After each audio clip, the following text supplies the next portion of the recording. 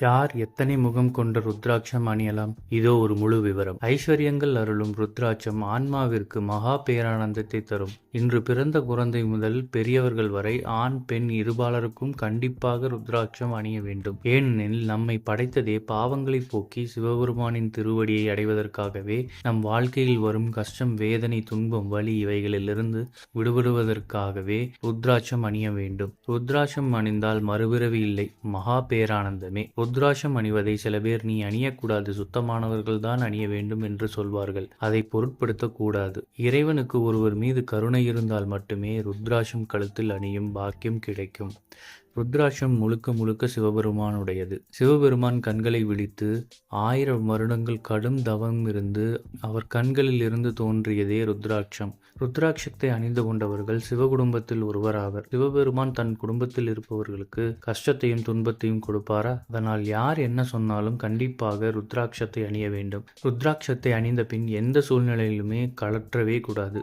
நீங்கள் எப்பொழுது எப்படி வாழ்க்கை நடத்தி கொண்டிருக்கிறீர்களோ அதே போல் வாழ்ந்தால் போதும். இதில் எவ்வித மாற்றத்தையும் செய்ய தேவையில்லை. நெற்றியில் திருநீர் அணிந்து ஓம் நம சிவாய என்று சொல்லி வந்தாலே போதுமானது. யார் எத்தனை முகம் கொண்ட ருத்ராட்சம் அணியலாம்? ருத்ராட்சத்தின் குறுக்கே அழுத்தமான கோடுகளை காணலாம். இதற்குத்தான் முகம் என்று பெயர். 5 கோடுகள் இருந்தால் 5 முகம், 6 கோடுகள் இருந்தால் 6 முகம் என்று இப்படியே கணக்கிட வேண்டியதுதான். எத்தனை முகம் என்பதை கண்டுபிடிக்க எவ்வித முன் அனுபவமும் தேவையில்லை. கண்ணால் சாதாரணமாக பார்த்தாலே தெரியும்.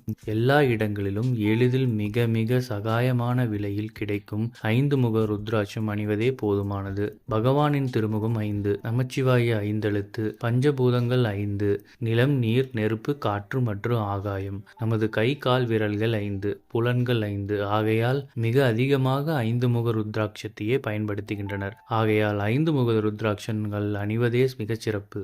இதை ஆண், பெண் மற்றும் குழந்தைகள் என சகலமானவர்களுக்கும் அணியலாம். 5 முக ருத்ராட்சத்திலேயே மற்ற எல்லா முக ருத்ராட்சங்களினால் கிடைக்கின்ற பலன்களும் அடங்கிவிடும். பெண்கள் ருத்ராட்சம் அணியக்கூடாது என சில பேர் சொல்கிறார்களே. பெண்களின் பெருந்தெய்வமாக விளங்குபவள் ஆதிபராசக்தி. அவள் ருத்ராட்சம் அணிந்திருப்பதை பொந்தலகம் சடைபிடித்து விரித்து பொன்தோல் குலை கழுத்தில் கண்டிகையின் குப்பை ஊட்டி என்று விவரிக்கிறது அருணாச்சல புராணம். பாடல் எண் 330.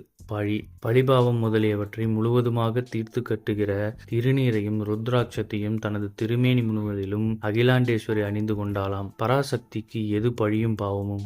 நமக்கு வழிகாட்டுவதற்காகத்தானே அம்பிகையே ருத்ராட்சம் அணிந்து கொள்கிறாள். எனவே பெண்கள் தாராளமாக அம்பிகை காட்டும் வழியை பின்பற்றி ருத்ராட்சம் அணிய வேண்டும். மேலும் சிவமகா புராணத்திலும் பெண்கள் கட்டாயம் ருத்ராட்சம் அணிய வேண்டும் என்று சிவபெருமானே வலியுறுத்தியுள்ளார். எல்லா நாட்களிலும் பெண்கள் ருத்ராட்சம் அணியலாமா? பெண்கள் தங்களுடைய தாலிக்கொடியில் அவரவர் மரபையொட்டி சைவ வைணவ சின்னங்களை கோர்த்துதான் அணிந்திருக்கிறார்கள். அதை எல்லா நாட்களிலும் தானே அணிகிறார்கள். சில பெண்கள் எந்திரங்கள் வரையப்பட்ட தாயத்து போன்றவற்றையும் எப்போதும் அணிந்திருப்பதுண்டே. இவற்றைப் போல் ருத்ராட்சத்தையும் எல்லா நாட்களிலும் கலற்றாமல் அணிய வேண்டும். ருத்ராட்சம் வாழும் இந்த உடம்பிற்காக அல்ல, உயிரின் ஆத்மாவிற்காகவே சிவபெருமானால் அருளப்பட்டது. நீத்தார்கடன், பெண் தீட்டு, கணவன் மனைவி இல்லற தாம்பத்தியம் நேரங்களில் ருத்ராட்சம் அணியலாமா? முக்கியமான இம்மூன்று விஷயங்களுமே இயற்கையானதே. இதில் எந்த நிகழ்ச்சியும் செயற்கையானதே கிடையாது. நீத்தார்கடன் போன்றவற்றை செய்யும் போது அதை செய்விப்பவரும் செய்பவரும் ருத்ராட்சம் அணிந்திருப்பது அவசியம். இதனால் பித்ருக்களின் ஆன்மாக்கள் மகிழும் என்று சிவபெருமானே உபதேசித்திருக்கிறார். இனியும் ஏன் சந்தேகம்? ஆகையால் இம்மூன்று நிகழ்ச்சியின் போதும் கண்டிப்பாக ருத்ராட்சம் அணியலாம். அதனால் பாவமோ தோஷமோ கிடையாது. இது போன்ற செய்திகளை உடனுக்குடன் தெரிந்து கொள்ள நம்ம சேனலை சப்ஸ்கிரைப் பண்ணிக்கோங்க. பெல் நோட்டிஃபிகேஷன் ப்ரெஸ் பண்ணிக்கோங்க. நன்றி, வணக்கம்.